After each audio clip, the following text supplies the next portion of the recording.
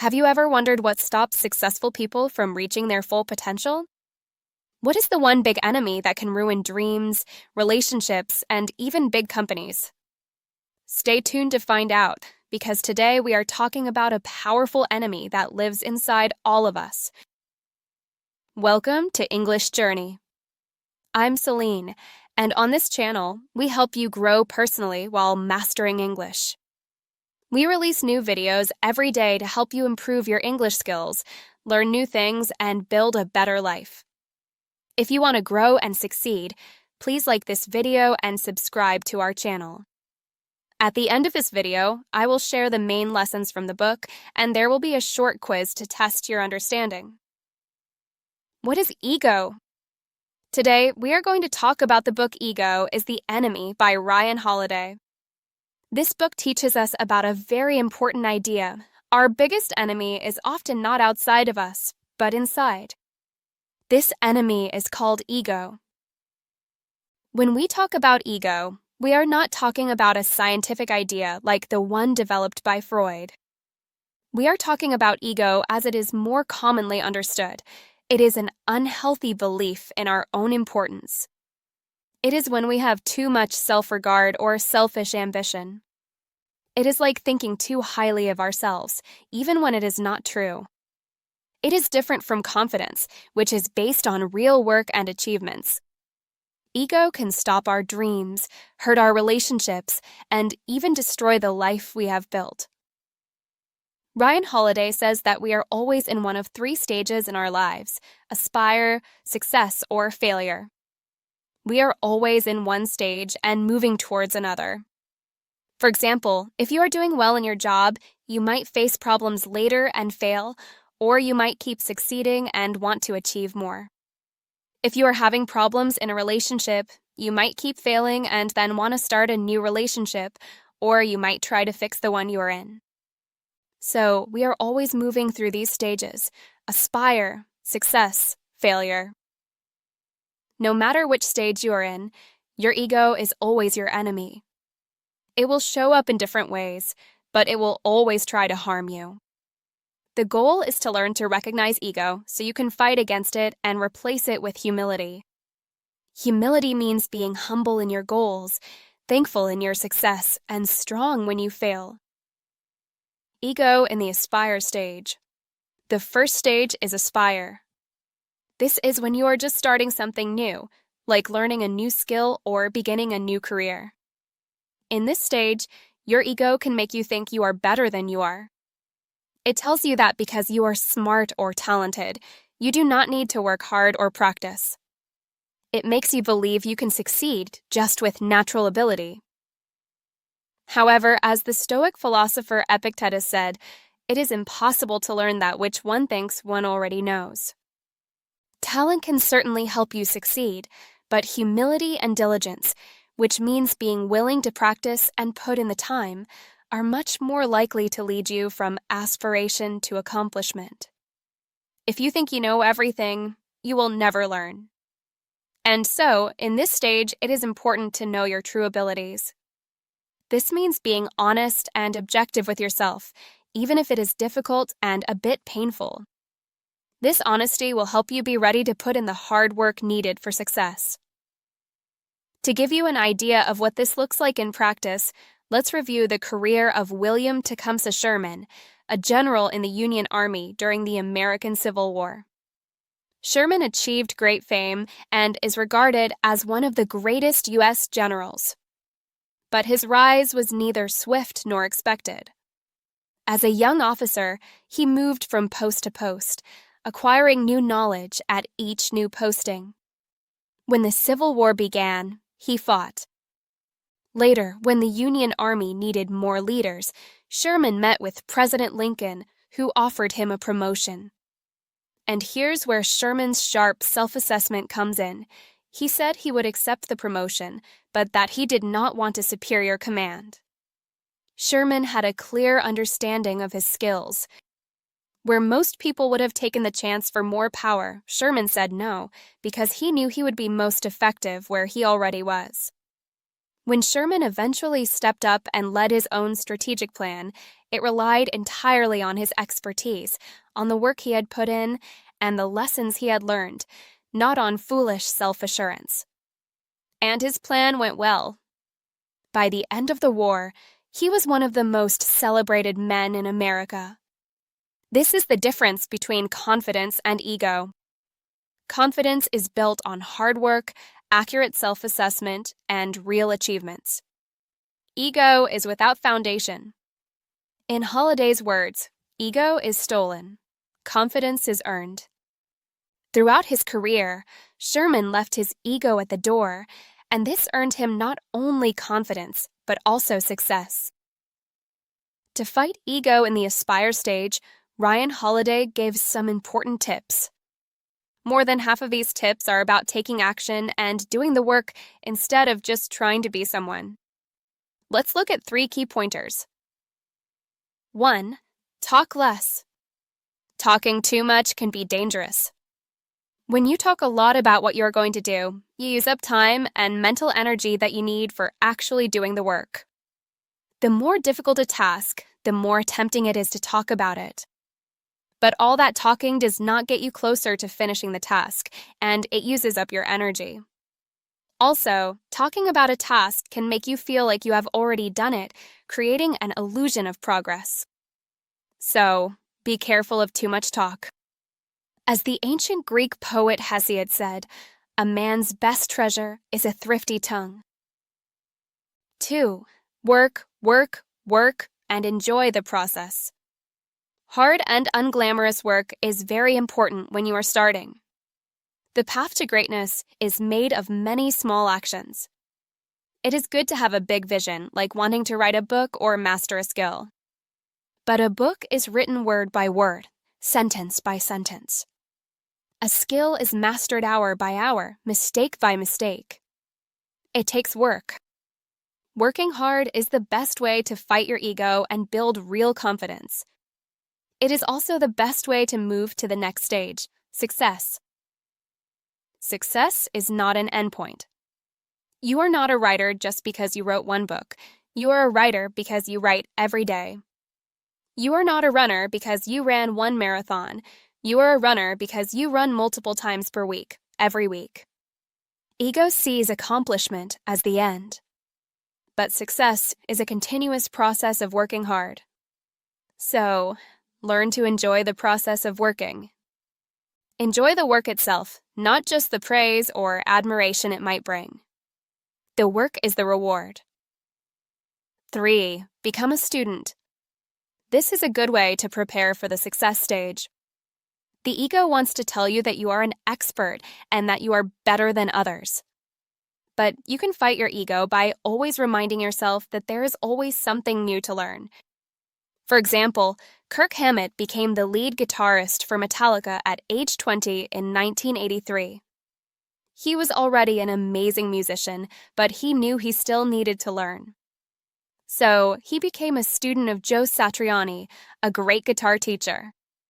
Many other students stopped because Satriani was tough, but Hammett studied and practiced hard. 20 years later, in 2003, he was ranked as the 11th greatest guitarist of all time by Rolling Stone. If you gain recognition for your work, or if you now have an impressive title, it will become even harder to stay humble and resist the self-satisfied words of your ego. Hammett was already a professional when he joined Metallica, but he did not let his accomplishments stop his development. This means he did not let his pride prevent him from improving. Imagine what would have happened if some of the world's greatest inventors let their early achievements go to their heads. What if, for instance, Steve Jobs had stopped working after creating the Apple II computer? Exactly. We would probably live in a world without iPhones or iPads. Stopping after early success is a result of our pride. Pride and ego are not the same, but they are often connected. Pride helps us justify our ego, making us feel like a single success shows how special we are. We might be too busy celebrating to see that there is still room for improvement, or that we could achieve even greater things. Staying a student helps fight this. Even if there is no one more skilled or knowledgeable than you, keep a student mindset. There is always more to learn. This will keep your pride and ego in check, helping you continue to do well while others might fall behind. Ego in the success stage. The next stage is success. When you achieve success, your ego can become even more dangerous because you now have something to lose. Ego can make you too comfortable, feel entitled, and overreach. It can make you think you are unbeatable. Even when you are successful, you still need to keep learning. Ego does not want to do this because it enjoys feeling great. Here are some ways ego shows up and how to deal with it during success. 1. Focus on what is important to you. It is important to know what truly matters to you, not just what society or others think you should want. If you do not figure this out, your ego might lead you to chase goals or positions that give you status, but mean little to you personally. This can lead to big problems. Ambition is different from ego. Ambition is built on real achievements. For example, William Tecumseh Sherman, a famous general, was an ambitious man. He desired success and earned it, building a strong foundation of experience within his rank before moving to the next level in his military career. He never put himself forward for a job he was not sure he could do well. However, another famous general, Ulysses S. Grant, fought well alongside Sherman in the American Civil War, reaching the rank of general. In terms of military success, they were equally famous. After the war, Grant ran for president, and he won. But while Grant was popular in the army, he did not have much experience in politics. He thought he was the man for the job. His victory, however, was not much of a gain for the country. His administration was ineffective and corrupt. Grant, a truly kind and upright person, was not suited for the political dealings of Washington. It surprised him.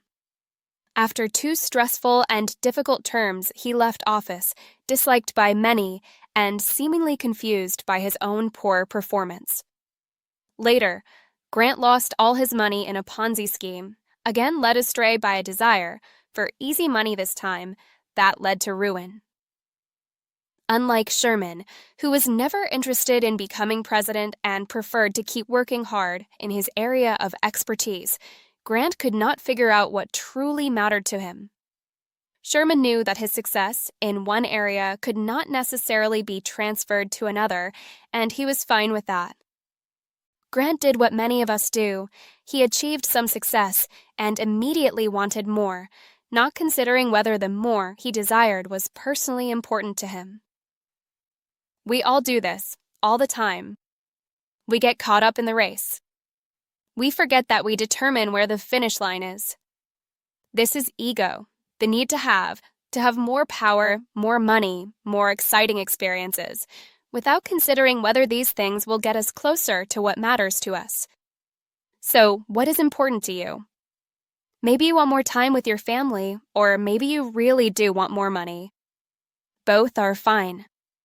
What is important is that you know. Pursuing your goal, whatever it is, will require trade-offs, and ego allows no trade-offs. The key to getting what you are after is knowing what you are after. Once you know that, you can ignore everything that might get in your way. 2. Learn to delegate tasks and trust your team. Do you have trouble trusting teammates or coworkers? Ever feel like you cannot give them tasks to do because they just would not do as good a job as you? These are telling signs that your ego probably needs to be controlled a bit. Try placing trust in other people's work. You and your team will benefit from it. As you move up the career ladder and take on more of a managerial role, you will probably face your ego. Maybe you are used to getting recognition for your work. But now, in your new role, you do not get much credit. You oversee the work of others, and they get the credit. Fight the temptation to do the work that you should be delegating. That voice in your head, telling you that only you know how to do things correctly, that is your ego. Resist it. Delegate those tasks. And appreciate the benefits of delegation. You may discover that others are just as capable of handling everything you used to have on your plate, and you will suddenly have time to dedicate to new things. Trust others. Respect their work. And put your newfound time to use. Still not convinced that delegation is a good thing?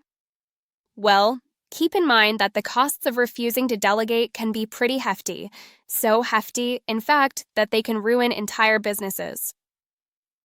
Take the story of car manufacturer John DeLorean.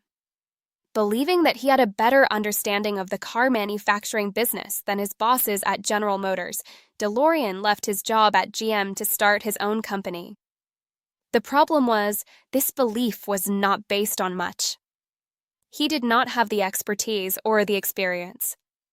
He did not have the managerial skills, all of which soon became painfully clear.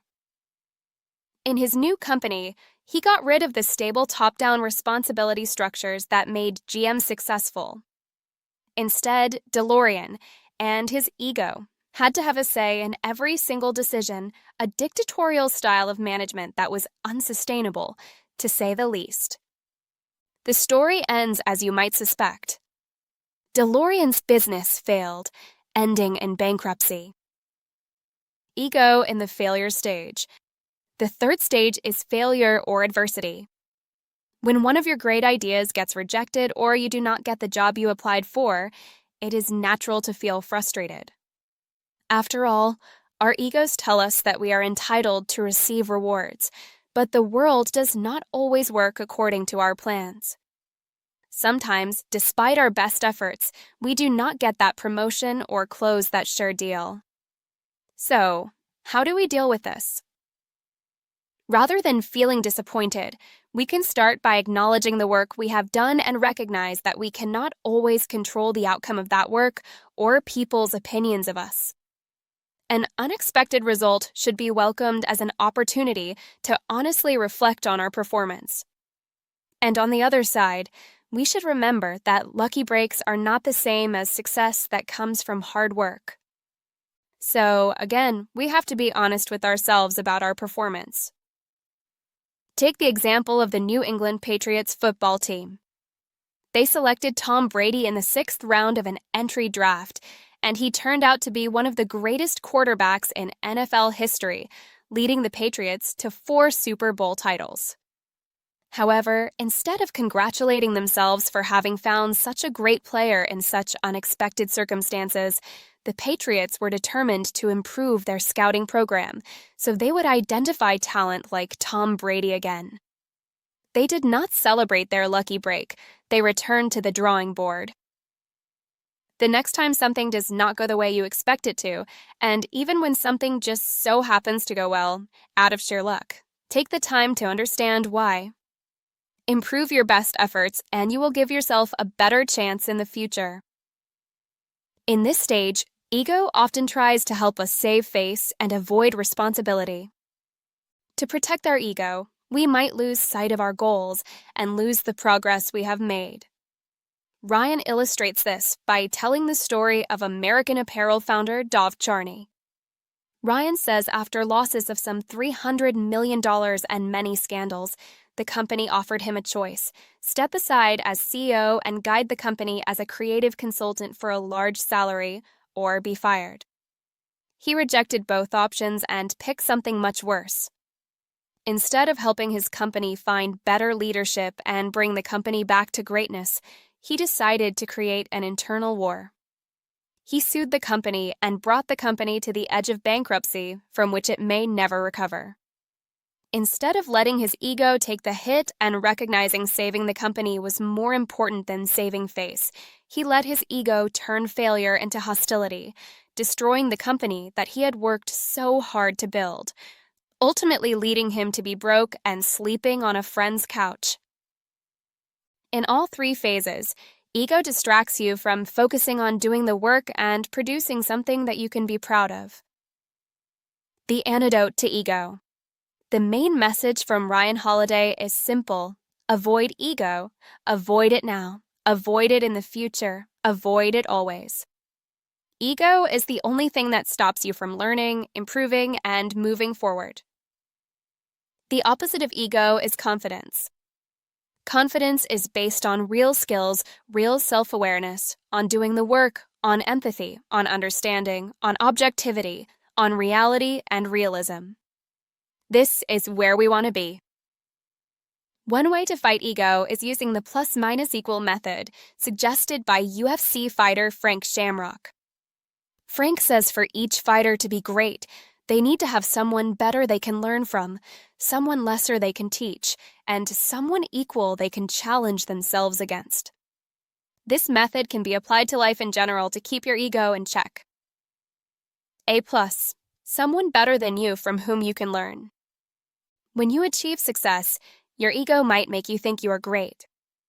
A plus gives you humility by reminding you that there is always someone better and always something bigger than yourself. This could be a mentor who has achieved much more than you, someone whose accomplishments make your success seem rather small. Another way to experience a plus in your life is to reflect on the immensity of the world around you. This could mean going for a drive in the mountains or walking along the ocean shoreline to realize how small you really are. Reflecting on something or someone bigger than yourself is necessary to quiet the ego and avoid getting caught up in your personal story of greatness, preventing you from taking on too much and being careless with your time and resources. A-, someone lesser than you whom you can teach. When you face failure, your ego might make you try to avoid responsibility. Having a- forces you to look objectively at your failures and gather lessons learned to pass down.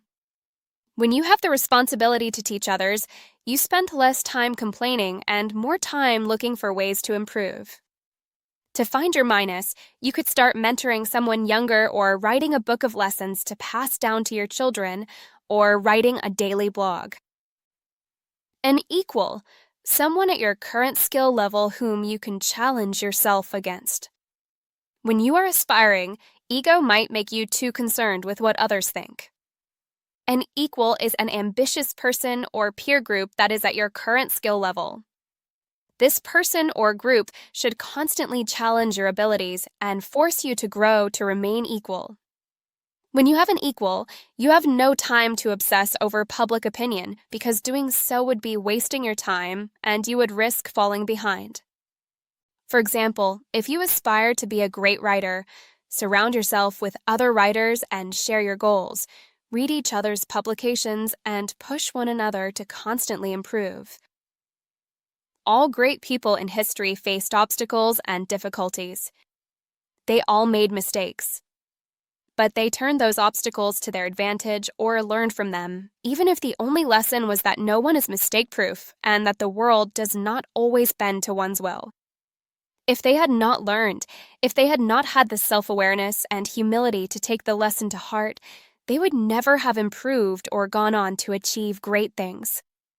The only thing that is stopping you from following a similar path, from thriving no matter which phase you find yourself in, aspire, success, or failure, is ego. You can aspire without ego. You can succeed without ego. You can fail with strength, but never with ego. Ego is the enemy. Recap and takeaways. Here are the main lessons from ego is the enemy. Ego is an unhealthy belief in your own importance and is your biggest enemy. Always be a student and understand your true abilities to fight ego in the aspire stage. Talk less and work more, focusing on the process of work, not just the rewards. Know what is truly important to you and focus on those goals during success. Delegate tasks and trust your team to avoid micromanagement driven by ego.